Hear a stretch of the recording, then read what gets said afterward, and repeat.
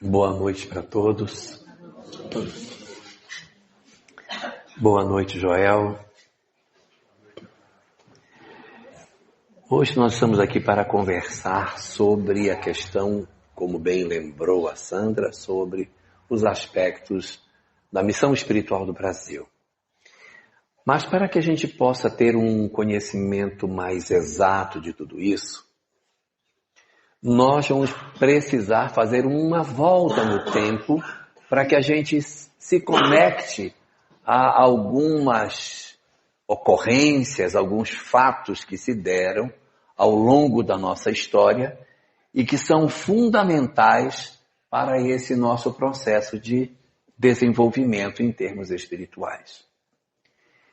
Nenhum de nós que conhece doutrina espírita ignora que na edificação da nossa sociedade, da nossa civilização, nós tivemos a chegada de um segundo grupo que se juntou a um primeiro grupo que aqui existia.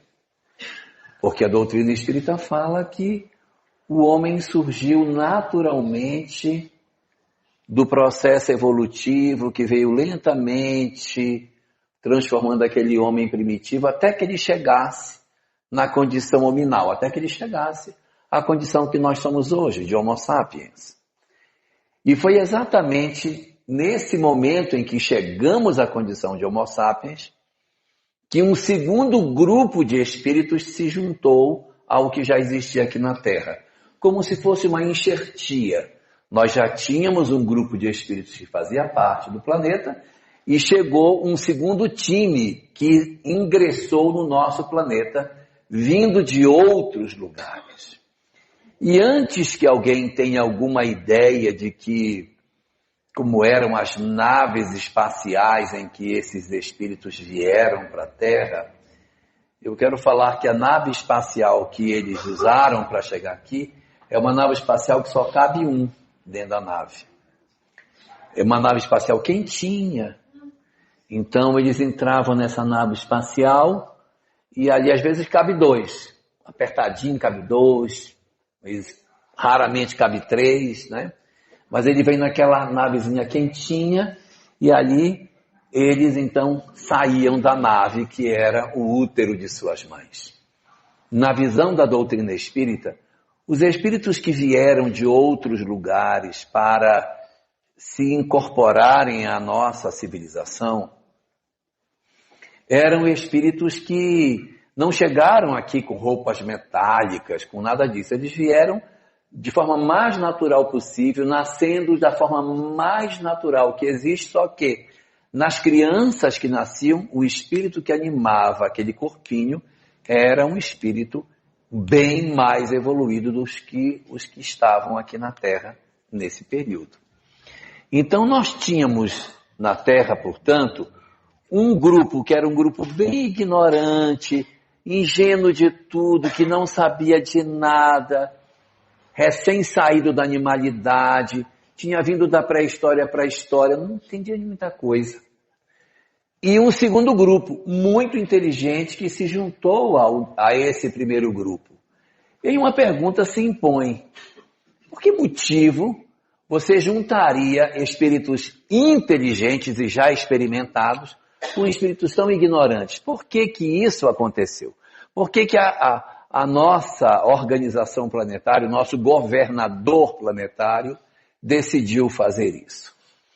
É porque esses que estavam chegando, que eram inteligentes, eles eram muito atrasados moralmente. Em termos de inteligência, eles eram super desenvolvidos. Mas em termos morais, meu Deus do céu, como eles eram brutos, duros, cruéis, como eles eram extremamente sanguinários, apesar de serem espíritos muito inteligentes, se juntando a um grupo de espíritos bastante primitivos. É confuso o que eu estou falando? Tá claro? Então, quando esses grupos se juntaram, eles evidentemente ofereciam a esses espíritos inteligentes uma oportunidade incrível, a chance deles estarem na Terra. Para quê? para que eles ensinassem o que eles sabiam para os que estavam aqui.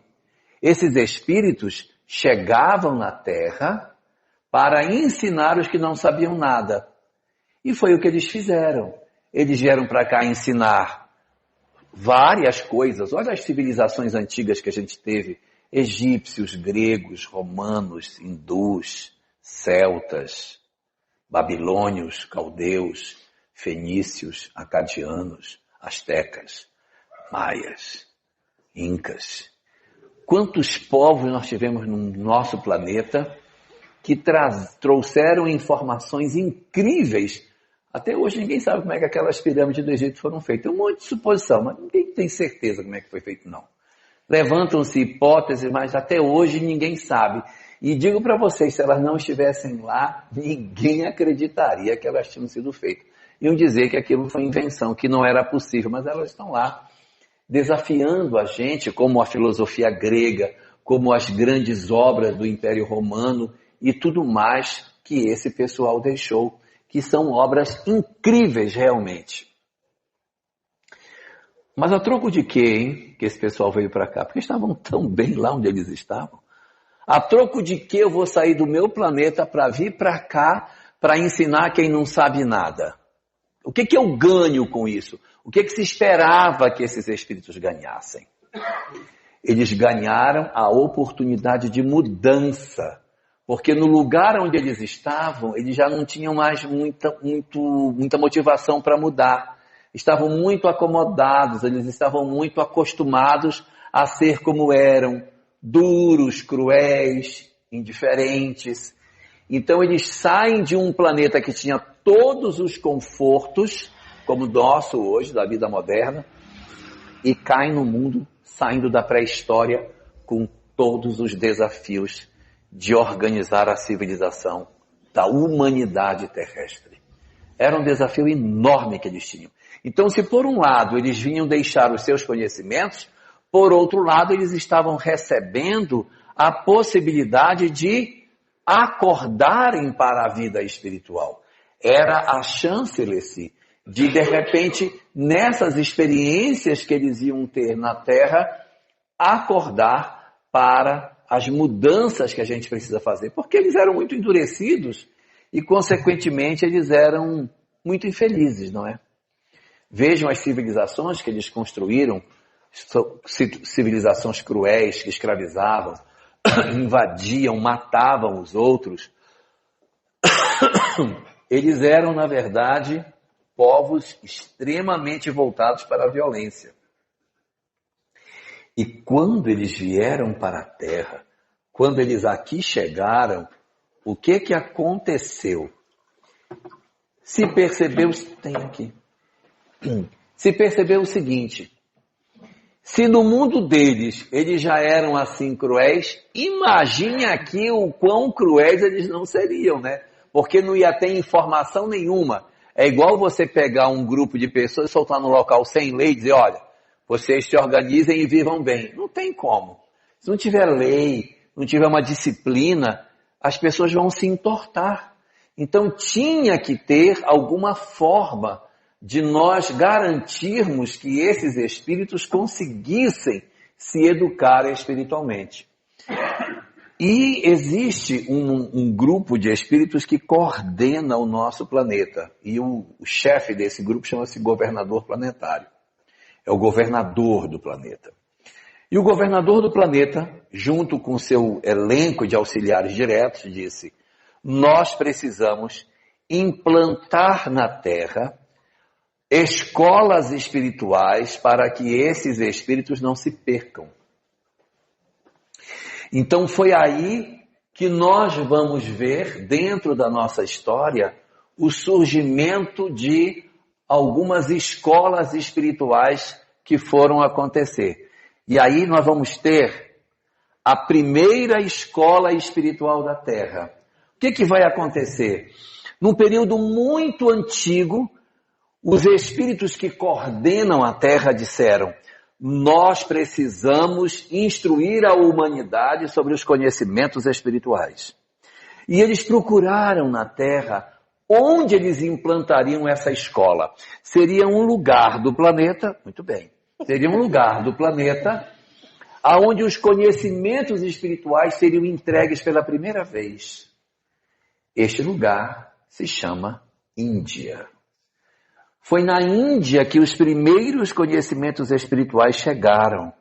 Os primeiros conhecimentos espirituais que são apresentados na história, ninguém sabe nem quando que eles chegaram aqui, são chamados de Vedas. Os Vedas são tão velhos que ninguém sabe quando eles foram feitos. Tem uma obra de Paul Gibier que fala que elas têm 58, que o Veda tem 58 mil anos. Eu acho muito tempo, 58 mil anos. Eu acho que ele botou um zero a mais, mas eu já procurei até no original e está lá 58 mil também no original. Mas ninguém fala que os Vedas é da sua época. Todo mundo diz, os Vedas são um conhecimento muito antigo. E os Vedas não eram livros. Eles eram tradição oral. Sabe por quê? Para que ninguém se apropriasse deles. Para que ninguém achasse o livro e aprendesse. Não, não vai. Você tem que ter um mestre para ensinar você da minha boca para o seu ouvido. E os Vedas são exatamente o primeiro conhecimento espiritual que a humanidade vai receber. Os Vedas não eram entregues para toda a população, porque a população tinha dois naipes, não tinha? Tinha um pessoal ignorante e tinha um pessoal mais instruído. Esse conhecimento era só para os instruídos. Não era para os da terra, porque os da terra eram tão ignorantes que não iam conseguir entender aquilo. Então, para os que eram da terra, uma religião diferente, uma religião politeísta, cheia de rituais, cheia de cultos exteriores, cheia de sacerdotes. Mas para aqueles que tinham um melhor conhecimento espiritual, entregava-se para esse as verdades espirituais em uma doutrina que não era oferecida para os outros. Ela era oferecida apenas para um grupo de pessoas que eram escolhidas. Eu olhava e dizia, essa pessoa é inteligente, hein? Acho que ela pode ter acesso ao conhecimento. Ela deve fazer parte do nosso grupo que veio para a Terra. Vamos pegá-lo e colocá-lo aqui. Então assim foi que surgiu os Vedas. Depois dos Vedas, na Índia mesmo, vieram uma série de outras obras, como por exemplo o Mahabharata, que é um poema muito antigo, e que também traz muitas informações espirituais. Dentro do Mahabharata, existe um trecho dele muito importante, chamado Bhagavad Gita, que é onde estão os ensinamentos de Krishna. E o Krishna veio ensinar as verdades espirituais também para aqueles que tinham compreensão da vida imortal. Essa doutrina da primeira escola secreta, ela tinha 10 princípios. 10. Quais eram as 10 verdades que faziam parte dessa doutrina? Deus é único, o homem possui uma alma, dentro do homem não tem só a parte material, tem uma parte espiritual. Terceira, essa parte espiritual sobrevive à morte. Quarto, esta alma vai para o mundo espiritual e vive com as outras almas, ela vive lá, ela se relaciona com os outros espíritos e ela se comunica com os homens. Os espíritos se comunicam com os homens. Também dizia que existe um negócio chamado lei de causa e efeito. Se você fizer o bem, você fica bem. Se você fizer o mal, você vai ficar mal. Também falava de reencarnação. Os Vedas, o Mahabharata, o Bhagavad Gita, todos falavam também sobre esses princípios e a reencarnação. Falavam da evolução, que os espíritos evoluem. Diziam que o final da nossa evolução é a felicidade. E diziam que somente o amor é capaz de abrir as portas da felicidade para nós. Esta era a doutrina apresentada pela primeira escola que o mundo recebeu. Qual era o objetivo do governador planetário? Formar esse pessoal na Índia, e ali muitos espíritos vieram, encarnaram, aprenderam as verdades espirituais, e depois que eles estudaram e aprenderam, O que aconteceu com eles? Eles reencarnaram em outros lugares para fundarem outros espaços de conhecimento espiritual. E é quando a gente vai ter a chegada da segunda escola espiritual. A primeira escola espiritual foi Índia. A segunda escola espiritual, o Egito. Quem não lembra do Egito como sendo um lugar de conhecimentos místicos, né? Você que gosta de astrologia, de misticismo, né, Maria Eduarda? Aqueles conhecimentos místicos de Anubis, Íbis, Osíris, aquelas coisas espirituais, aquilo é velho, tá? Aquilo é velho. Os homens estudavam na Índia e depois reencarnavam com o sentimento inato de tudo isso e passavam para esses outros lugares ensinando as mesmas coisas. E isso é muito interessante, Érica. Por quê? Porque nós não temos várias doutrinas antigas, a gente só tem uma, que é chamada a doutrina secreta. Porque no Egito também eram 10 princípios. Eram os mesmos 10. Deus, a alma, a imortalidade, os mesmos 10 princípios que haviam nos conhecimentos da Índia e iriam aparecer também dentro do Egito. Na segunda escola espiritual que a gente teve. Ali nós tivemos um grande mestre chamado Hermes Trismegisto, que foi um grande conhecedor das verdades espirituais, e quando a gente lê o que Hermes Trismegisto deixou escrito, parece que a gente está lendo doutrina espírita, porque é impressionante a nitidez dos conceitos de Hermes. Hermes dizia, inclusive, o seguinte: conhecimento espiritual não pode cair na mão dos maus, porque se cair na mão dos maus, os maus serão mais maus do que já são sem saber. Porque eu vou ter mais armas para fazer o mal para as pessoas. Não é? Porque a gente, quando fala do passe, a gente só fala do passe para curar tal. Mas e se eu ensinasse o passe para fazer mal à pessoa? Não é? Então, a gente poderia pegar todos os conhecimentos espirituais que a gente tem e usar de maneira equivocada. Então, dizia Hermes, o conhecimento não pode ser entregue para os maus. Porque se derem o conhecimento para os maus, eles vão ficar mais maus. E se der para os que são ingênuos, para os que são tolos, eles vão ficar tão apavorados que em vez de ajudar, vai atrapalhar. Eles vão ficar com medo de espírito, vão ficar com medo do mundo espiritual, vão ter medo de tudo. Então, esse pessoal não pode receber. E também no Antigo Egito, o conhecimento era oral, não estava escrito. O conhecimento estava apenas dentro dos templos egípcios, aonde alguém vinha e ensinava para um discípulo, para que ele pudesse aprender. Foi exatamente pelo fato de que Moisés havia sido recolhido das águas e foi criado como um príncipe, que ele teve acesso aos conhecimentos que foram apresentados com relação às verdades espirituais do Egito Antigo, e surgiu a terceira escola espiritual. Segura. Porque ele sobe? Não vai. O dedo não vai. Não? Assim vai. Então tá bom, vamos ficar assim. Vamos lá. Então nós tínhamos a Índia. A Índia exportou seus homens espiritualizados para o Egito e o Egito espiritualizou Israel. Então Israel, Moisés recebe no Egito e leva para Israel esse conhecimento. O conhecimento que Moisés recolheu do Egito Antigo foi levado para Israel e foi entregue com o nome de Cabala. O que é Cabala? Cabala é a doutrina secreta entre os judeus, que tem 10 pontos básicos. Os mesmos. Não vou citar porque são os mesmos. O mesmo conhecimento da Índia é o mesmo conhecimento em base, né, em essência, do Egito, e é o mesmo que vai para Israel. Assim também como nos outros lugares, a doutrina secreta ela não estava no papel. A Cabala também não foi posta no papel.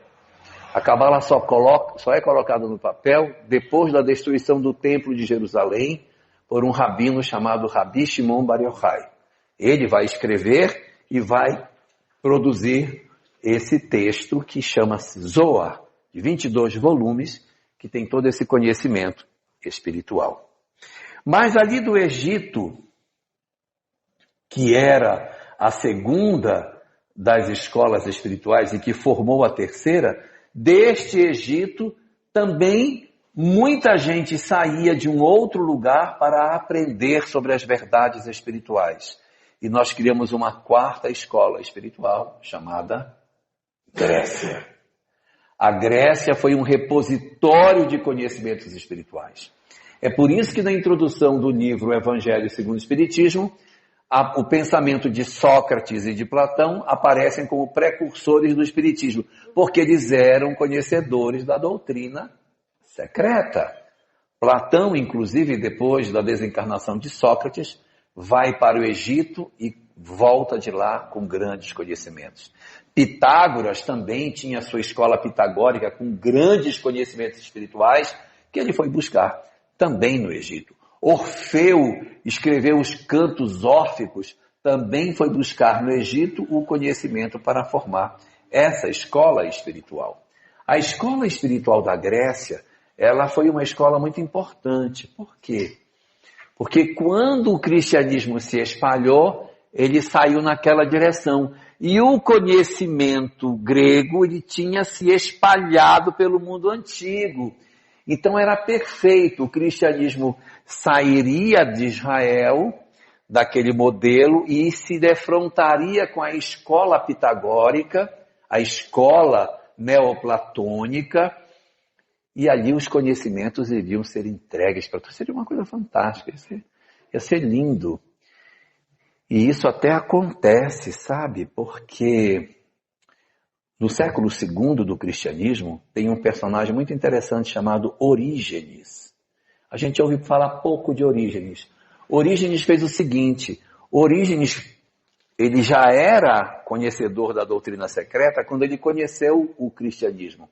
Ele disse, gente, mas esse negócio do cristianismo aqui casa bastante com a doutrina secreta. Por quê? Porque o que Jesus propõe é exatamente aquilo que a criatura precisa para que ela se liberte do ciclo das reencarnações. Então, Orígenes propôs um cristianismo reencarnacionista, onde Jesus, com a sua doutrina, seria a base para a mudança da criatura humana. É confuso isso que eu digo? O que ele está dizendo? Ele está dizendo o seguinte: poxa, o que Jesus prega sobre o amor, o perdão, é tudo que a doutrina secreta fala que a gente tem que fazer para que a gente evolua e não precisa reencarnar. Ele encaixa perfeitamente aqui nesse mecanismo que a criatura humana vai passando para se libertar das suas imperfeições. E ele começou a pregar o cristianismo dentro dessa vertente. Pois ele foi perseguido, muito perseguido, e ele foi considerado um herege. Os seus seguidores depois acabaram até sendo mortos em função do pensamento de Orígenes. E por que eles eram perseguidos? Porque a visão do cristianismo era que Jesus salva as pessoas. E se fosse no modelo de Orígenes, Jesus não salva, a pessoa é que se salva, né? A pessoa é que, de posse do conhecimento do Cristo, vai se salvando à medida em que ela vai se transformando e vai se libertando. Aí o cristianismo da época disse, não, esse negócio aí não dá certo, nós vamos tirar Orígenes desse processo de aprendizado. Ou seja, todo o trabalho foi feito para que desse tudo certinho, mas a gente atrapalhou a história, sabe? Por quê? Porque houve a seguinte questão. Se de um lado estava sendo oferecido esse conhecimento para os migrados, essas verdades para os espíritos que haviam migrado para a Terra, o que a gente ia oferecer para os pobrezinhos que não eram migrados? Os que eram do planeta mesmo. O que a gente ia entregar para esses espíritos? Não podia deixar eles sem nenhum conhecimento. Então houve 2 tipos de revelação no planeta. Houve uma revelação só para os migrados, a doutrina secreta, que ficava entregue somente para aqueles que eram mais evoluídos, e para quem não era evoluído, uma doutrina outra. Só que essa doutrina, que era entregue para a grande massa, também evoluiu. Chegou um momento em que o governador planetário disse: vamos começar a entregar para as pessoas a doutrina secreta. Eles precisam ter contato com essa informação. E é quando nós recebemos a primeira revelação universal, ou seja, é a primeira vez que uma revelação vem não só para migrados, ela vem para todo mundo. A primeira revelação universal vem através de Moisés, que ia trazer para nós uma informação que está na base da doutrina secreta, a ideia do Deus único, só tem um Deus. O mundo inteiro era politeísta, só os judeus que eram monoteístas. E aí o que é que vai acontecer? Essa doutrina de Moisés vai apresentar para os judeus a ideia de que existia somente um Deus. Só que essa doutrina, ela deveria ser uma doutrina universal. Os judeus deveriam entregá-la para o mundo, mas eles não entregam. Eles seguram só para si. Tanto é verdade isso que 1.300 anos depois, quando Jesus encarnou, no mundo ainda só tinha os judeus como monoteístas. Em 1.300 anos eles não conseguiram levar isso para ninguém. Ficou só neles. O monoteísmo ficou só com os judeus, eles não fizeram nenhum progresso dessa informação para o planeta. Eles seguraram a informação só dentro do povo judeu. E foi quando o governador planetário, aquele que comanda os destinos da Terra, disse: agora quem vai reencarnar sou eu. Disse: mas Senhor, o senhor vai fazer o quê? Se eu vou levar mais uma parte da doutrina secreta. E os discípulos dele lá, o seu grupo de assessores diretos, disse: não vai dar certo, mestre. Não vai funcionar. Disse: por que não? Disse: porque veja, a doutrina secreta só consegue ser entregue se entregar ela inteira. Se o senhor for entregar um pedaço dela, não vai funcionar. Porque veja, como é que Krishna dizia que a gente tinha que amar o próximo? Porque senão, reencarnava irmão do inimigo. Então a reencarnação era a chave para que as pessoas entendessem o sentido da vida. Era através da reencarnação que a pessoa entendia que tinha que perdoar. Que assim: não, eu não vou perdoar. Você não vai perdoar. Não, não vou. Tudo bem, não vai perdoar, então não perdoa, mas ele vai ser seu irmão na próxima. Não, eu vou perdoar. Então veja, a reencarnação é um excelente argumento para a mudança da pessoa. Ah, não vai? Tudo bem, não tem problema. Na próxima, colega, me aguarde. Cristalina nunca mais. Então você vai nascer no outro canto. As vantagens que você pode ter tido essa encarnação, você não terá em uma outra oportunidade. A vida pode oferecer para você experiências que você não imagina. Ou você se transforma.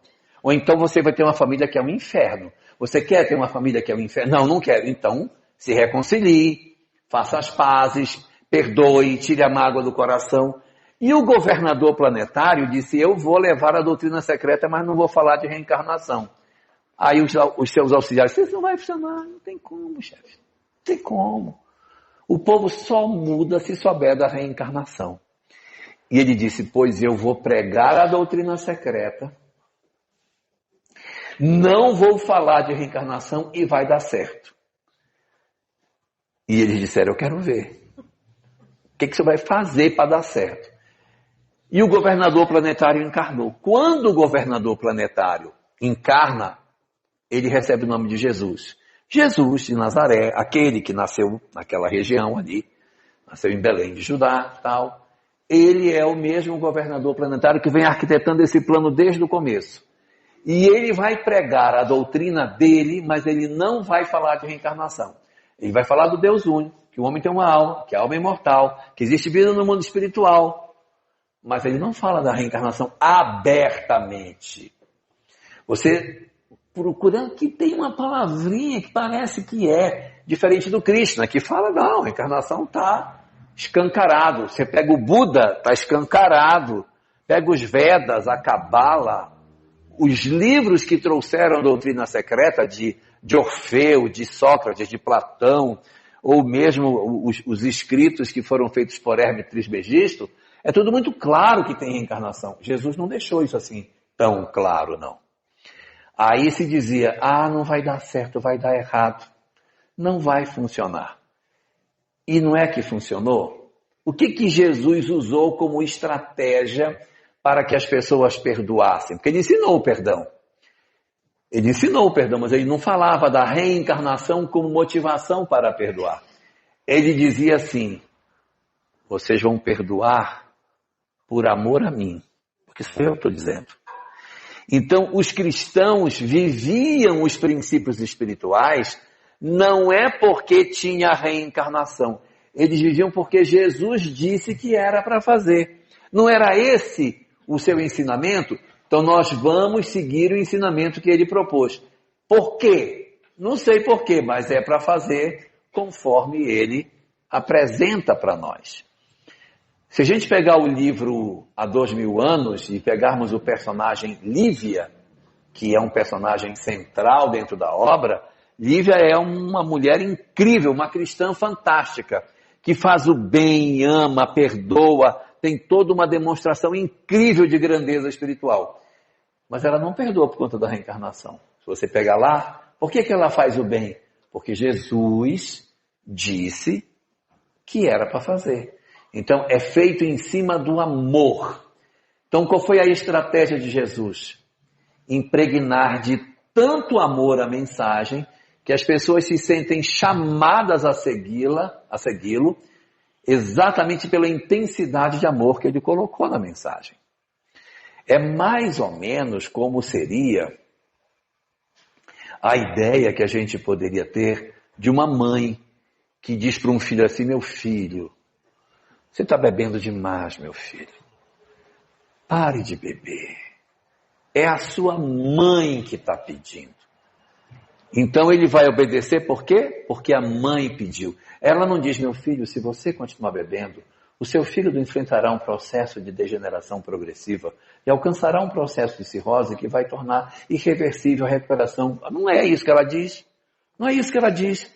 Então ela não usa este argumento, mas ela convence. Por quê? Porque ela se prevalece do amor para dar o checkmate no filho para ele mudar. É exatamente esta a mesma proposta de Jesus. Ele não entrega a doutrina secreta inteira, mas ele diz, vocês vão fazer isso por amor de mim.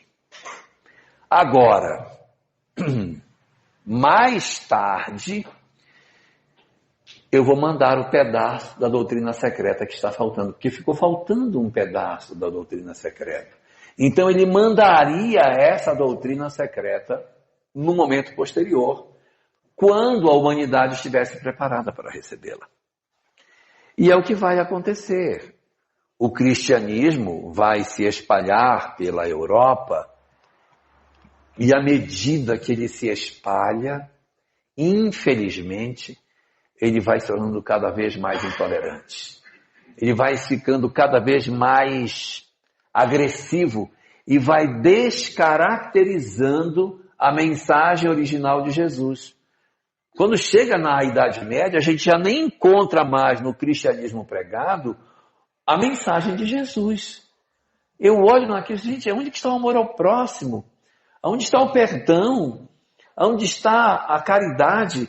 Não existia mais, a gente estava tão preso na violência, no ódio, no desamor, na guerra. Nós começamos a tocar fogo em pessoas quando pensavam diferente de nós.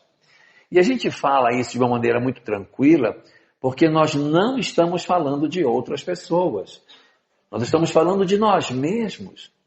Nós estamos falando da nossa própria história, porque fomos nós lá atrás que estivemos articulando todos esses desvios que o cristianismo viveu. Então houve um fenômeno extremamente ruim dentro da história da humanidade, do Ocidente principalmente, em que a religião esteve a serviço da violência. Nós criamos as cruzadas para, em nome de Deus, matar os que pensavam diferente de nós. Criamos as fogueiras, as câmaras de tortura, os vários instrumentos de tortura do período medieval em que a gente perseguia as pessoas, trancávamos as pessoas nos calabouços e torturávamos, quebrávamos os seus ossos. As pessoas apodreciam dentro das celas, seus bens eram confiscados. Tudo por quê? Porque a pessoa pensava diferente do poder da época. Ah, ele pensa diferente, vamos prendê-lo. Havia inclusive um expediente muito interessante. Eles recebiam uma denúncia de que alguém era uma pessoa que tinha um comportamento esquisito, eles mandavam prender a pessoa. Mas eu estou sendo preso por quê? Confesse o que você fez. Mas eu nem sei pelo que eu estou sendo acusado. Confesse. Confesse, porque se você confessar, a gente pode anistiar você. Vamos lá, confesse. O cara não sabia o que era, ele dizia, eu fiz tal coisa. Se não foi agora, está culpado mesmo. Agora, aí a pessoa era condenada de fato. Então ela era torturada, morta. E isso não foi feito só num país e só numa geração.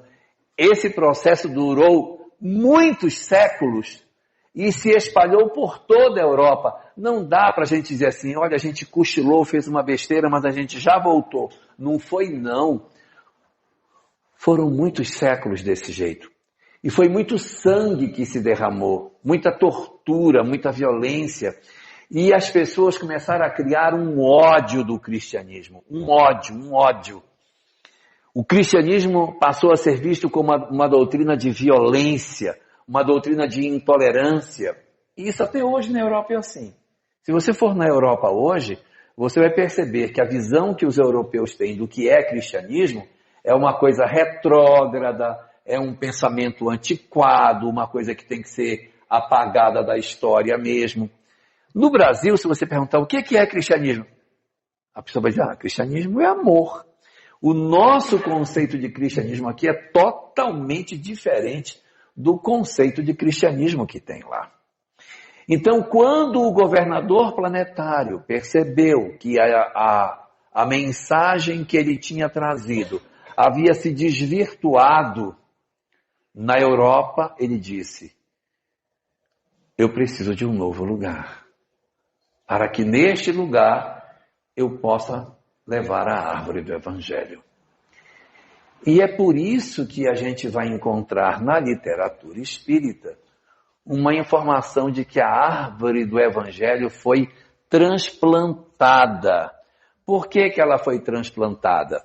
Porque ela já havia estado na Índia, passou para o Egito, passou para Israel, passou pela Grécia, mas esses ambientes estavam carregados de muitas histórias que dificultavam a mensagem cristã. Precisava de um lugar novo, aonde esta mesma mensagem pudesse ser oferecida e pudesse prosperar. E é quando surge a quinta das escolas espirituais do planeta, o Brasil. O Brasil, ele não é uma coisa que é a única. Não, já foi várias. Nesse momento, a escola da vez é o Brasil. A escola da vez somos nós. Assim como a escola já foi a Índia, assim como a escola já foi o Egito, hoje no Egito não tem mais conhecimento espiritual. Não tem mais nada. Só tem turismo lá, aqueles caras carregando camelo para você ver as pirâmides e tal. Mas conhecimento espiritual não tem mais lá. Cadê os pensadores da Grécia? Não tem mais. O que aconteceu? Houve um apagamento dessa genialidade, porque os espíritos que encarnavam ali já não estão mais. Os espíritos não estão mais. Na medida em que Jesus veio para participar conosco e trazer a sua mensagem, ele veio para acordar todos os que estavam ainda dormidos, que tinham vindo para o planeta. Quando o Krishna veio, ele acordou um monte de gente. Quando o Buda veio, acordou um monte de gente. Quando Hermes veio, e assim foi. Todos esses movimentos, eles acordavam espíritos adormecidos que estavam aqui. Os que sobraram, Jesus disse, agora é minha vez, e eu vou acordar os que faltaram. Quando o Cristo vem, ele promove uma mudança tão grande, que a humanidade muda até de época. Foi tanta gente boa que Jesus despertou, que a gente entrou na Idade Média e só sobrou nós, os bichos preguiça, entendeu? Só nós, porque os que eram melhorzinhos foram todos embora, eles acordaram e foram do planeta. Quem ficou por aqui? Quem ficou? Só nós, que somos preguiçosos espiritualmente, que não temos muito interesse de mudança. Nós chegamos a dizer, eu sei, mas eu não vou fazer. Né? Não, eu sei. Não, eu sei que eu deveria perdoar, mas ele não merece, desgraça. Ele não merece. Como se de repente, quando eu desse o perdão ao outro, eu tirasse a responsabilidade dele. Não é. Quando eu concedo o perdão, eu me liberto. Mas ele está entregue à história dele. O meu perdão não retira a responsabilidade que o outro tem. O meu perdão, na verdade, permite que eu tenha outras experiências. Se eu não perdoar, o que vai acontecer? Eu vou reencontrar.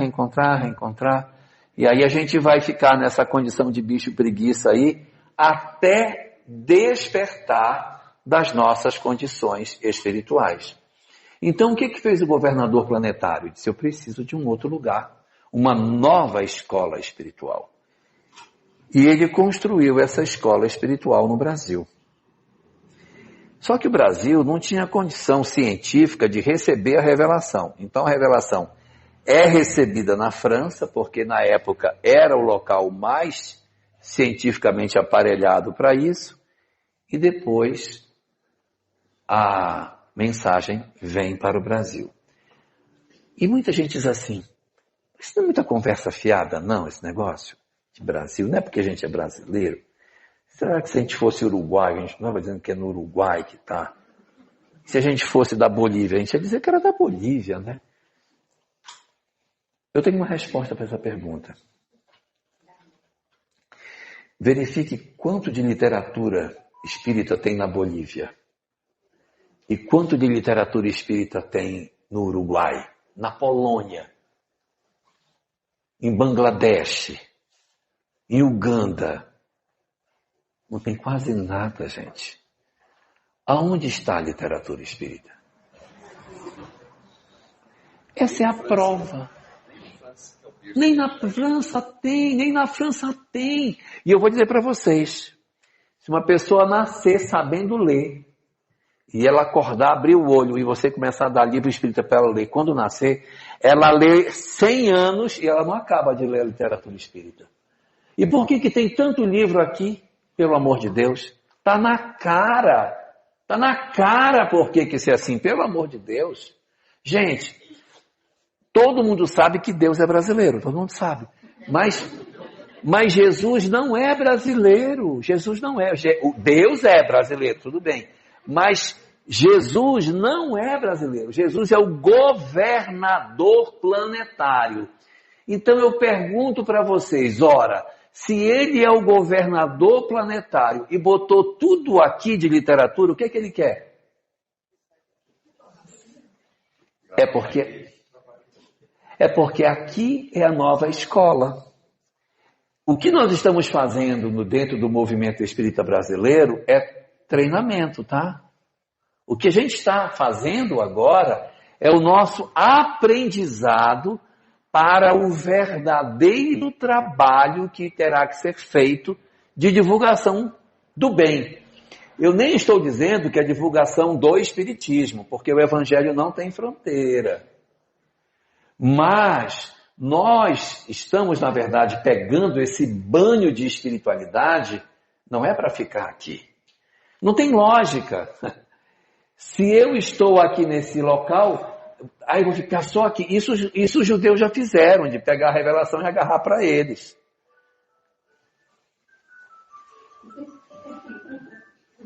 É o meu? Não é o meu.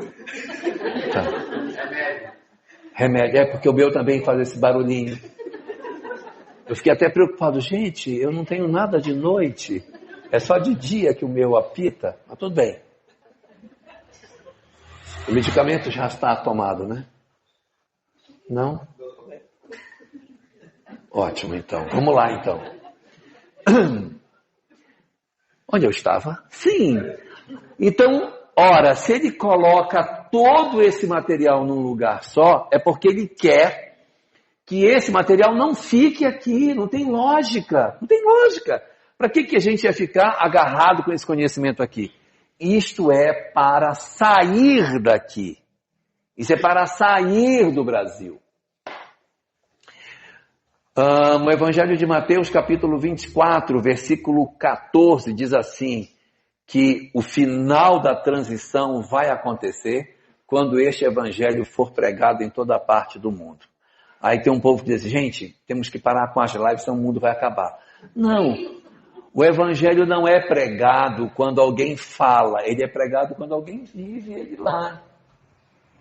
E não quer dizer que pregar o Evangelho é falar da doutrina de Jesus. Eu posso pregar o Evangelho fazendo uma medicina mais humanizada, um trabalho de educação mais humanizado, uma política mais humanizada, um processo de transformação da minha humanidade, não necessariamente em termos religiosos. É claro que alguns de nós poderemos ir para outros lugares do planeta para pregar espiritismo. É possível. Mas a gente pode nascer entre muçulmanos, entre católicos, entre protestantes. Nós vamos ter que nos espalhar entre os lugares aonde as coisas acontecem. E alguns estarão não nos ambientes religiosos, mas nos ambientes de conhecimento, ensinando as pessoas a terem um pouco mais de humanidade naquilo que faz. Então nós vamos ter que ser, de alguma forma, os que iremos contribuir para a transformação da humanidade futura. Aí a gente pode dizer assim, mas Jesus não tinha outro não, tinha que ser justo eu. Não dou conta desse trem não. Pois é, mas é essa que é a possibilidade de a gente se transformar. Porque se eu ficar encostado na parede, vai lá, faz que eu não dou conta. Quando é que eu vou sair da minha condição de bicho preguiça? Só quando eu dizer assim, não, eu vou fazer. E não é que a gente vá ser uma coisa grandiosa. Basta que a gente faça o nosso papel aonde a gente cair. Estou confundindo vocês com o que eu digo? Não precisa que eu seja grande. Basta que você caiu ali, haja onde você caiu. Aproveite a oportunidade. Você está... Eu sou da floresta amazônica, então eu posso falar para vocês com conhecimento de causa. Acreditem em mim, a floresta não é verde. A floresta não é verde. Quem é verde são as folhas das árvores que compõem a floresta. É cada folhinha verde que faz a floresta ser verde. Assim também, se cada um de nós, no cantinho que cair, fizer o seu papel de verdificar aonde a gente está, naquele galinho de árvore, a floresta fica verde. Eu não preciso sair querendo fazer tudo virar verde. Se eu aproveitar onde eu estou, onde você caiu, eu caio na minha família. Então, na sua família você vai trabalhar. Meu ambiente de trabalho, no seu ambiente de trabalho. Possibilidade de fazer, faça. Você tem chance, execute. Não precisa sair correndo pelo mundo gritando. Não é necessário. Apenas aproveite as oportunidades que a vida dá. Você tem a oportunidade de fazer algo em outro lugar? Tenho. Então vai e faça. Se você tem, vá e faça. Mas não é uma condição imperiosa que você, para se salvar, tem que fazer um trabalho missionário. Basta que a gente observe as convocações que a vida nos dá e façamos o processo de transformação a cada oportunidade que a vida nos oferece. Nós ouvimos muito dentro de doutrina espírita uma expressão que diz que o Brasil é o coração do mundo, a pátria do Evangelho. E tem muita gente que diz, nunca será, nunca será. Pátria do Evangelho com tanta desigualdade social, com tanta corrupção, com tanta maldade, vai ser nunca. Já fracassou na missão, já na partida. Quando deram a largada, o Brasil já ficou para trás. Não. A missão não é do governo brasileiro. A missão é do povo. Assim como em Israel, quando o cristianismo chegou, era o Império Romano que dominava. O Império Romano matava as pessoas, mas o cristianismo corria por baixo. Não é o governo que vai se transformar. É o fato de que daquele lugar sairá uma mensagem que poderá transformar a vida das pessoas.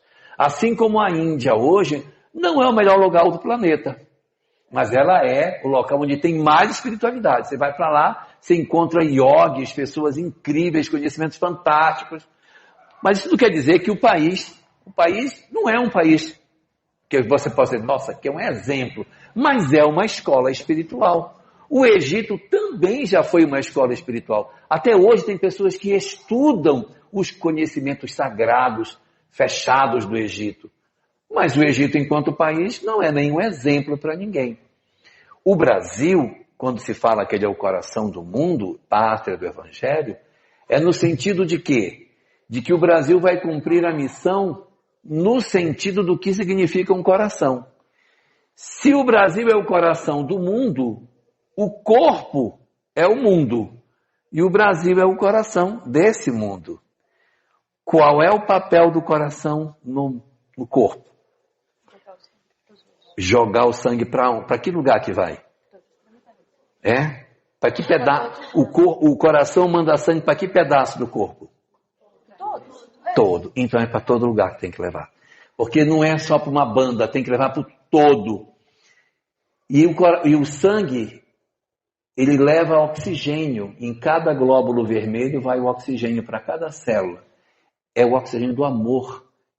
Cada um de nós é um glóbulo vermelho nesse sangue, que é imenso. Cada um de nós é um glóbulozinho que vai levar um tantico de sangue, bem pouquinho, para alimentar um pouquinho de célula, voltar para buscar mais.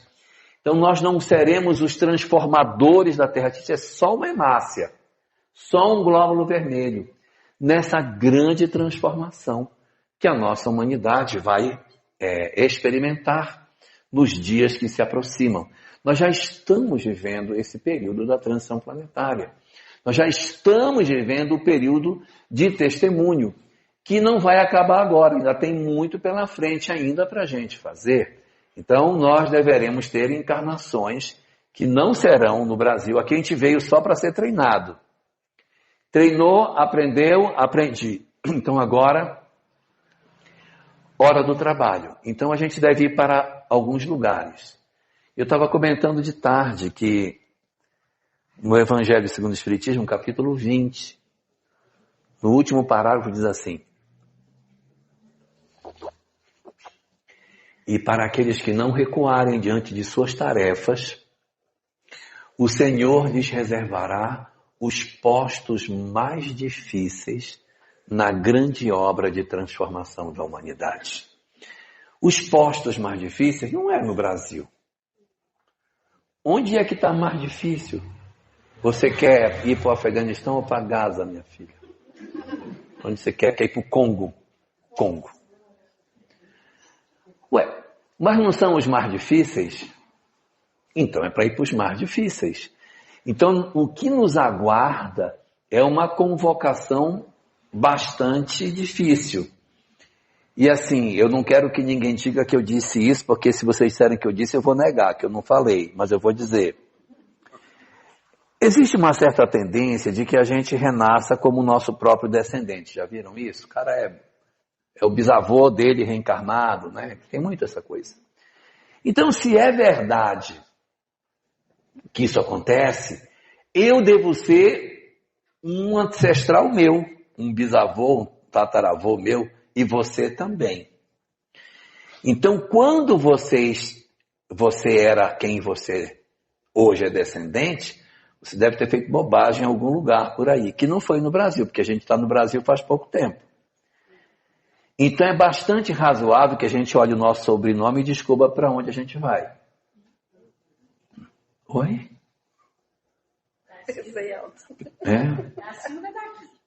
Essa é daqui.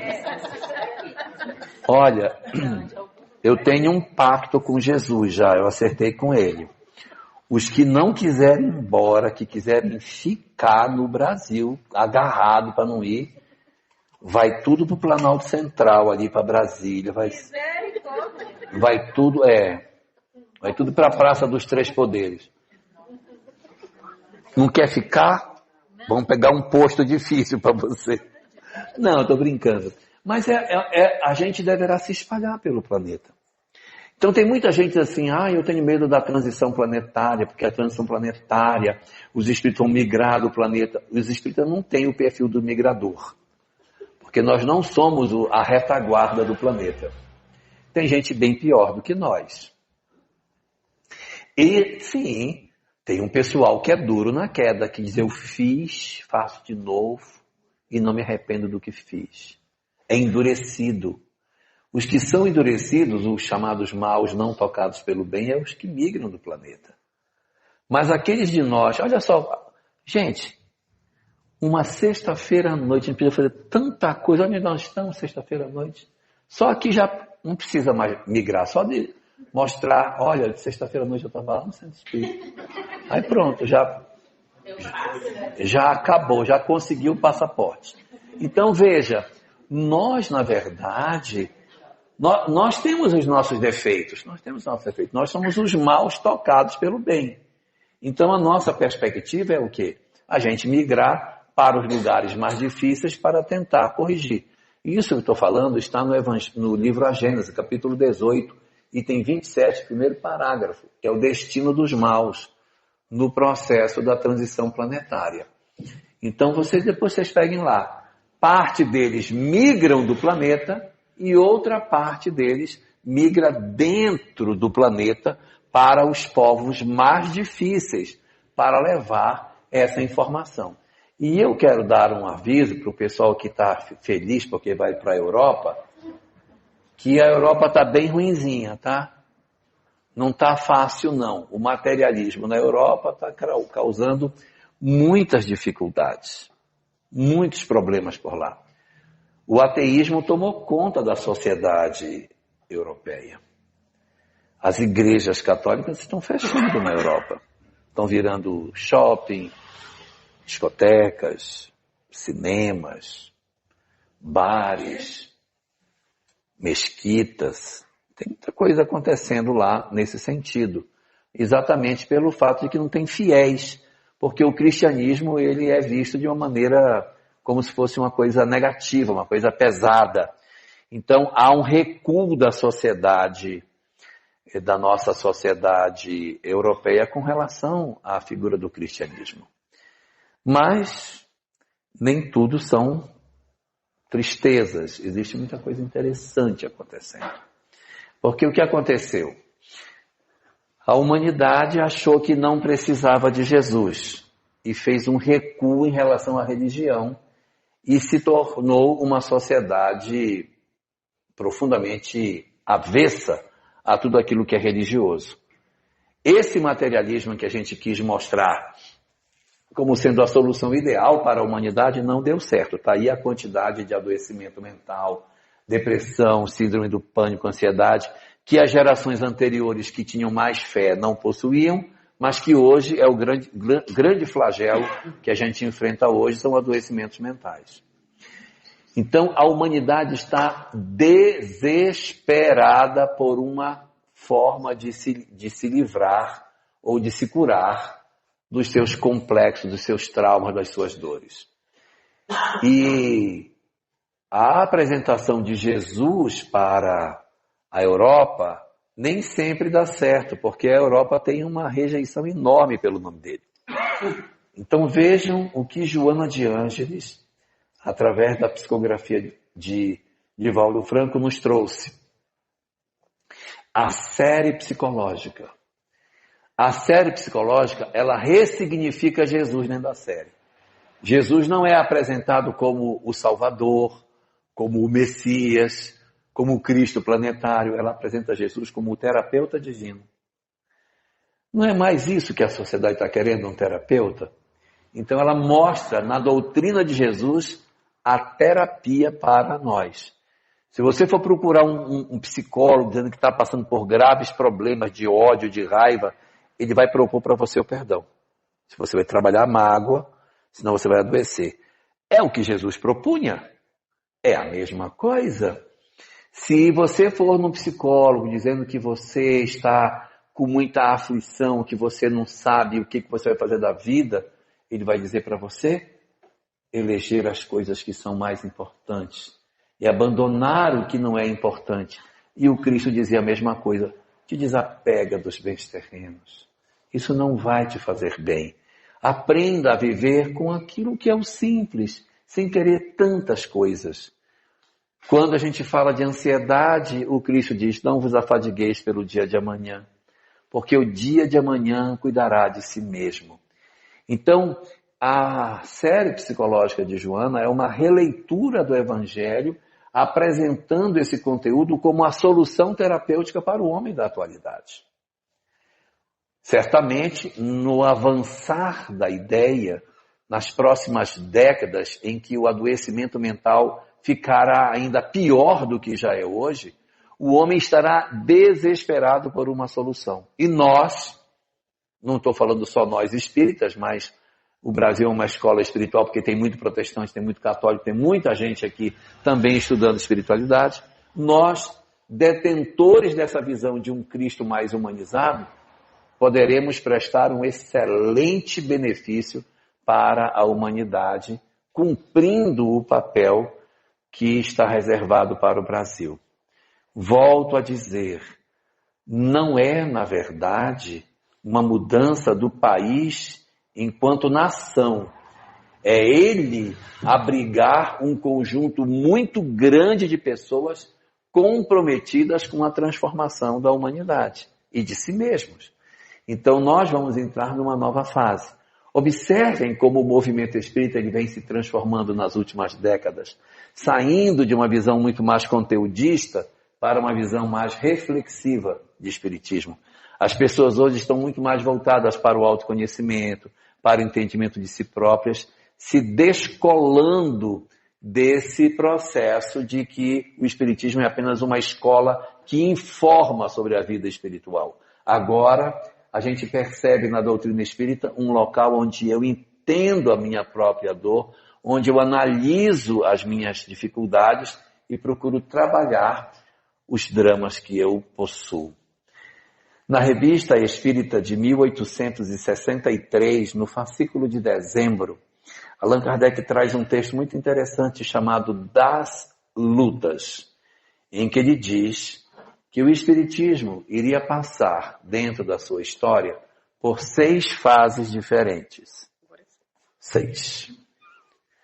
Então, a primeira fase que ele passaria seria a fase da curiosidade das mesas girantes. Já passou? Já passou. Segunda fase ele chamou de período filosófico, onde a doutrina seria codificada. Já passou? Já passou. Terceira fase seria a fase para a consolidação do pensamento espírita, porque haveria muita contestação às ideias espíritas até que elas se consolidassem e parassem de ter detratores. Era a fase que ele estava vivendo e, portanto, já passou. Ele diz que depois do período das lutas, o espiritismo entraria numa quarta fase que ele não viu, ou se ele viu, viu pouco dela. Mas o Brasil viu bastante. Chama-se período religioso do espiritismo.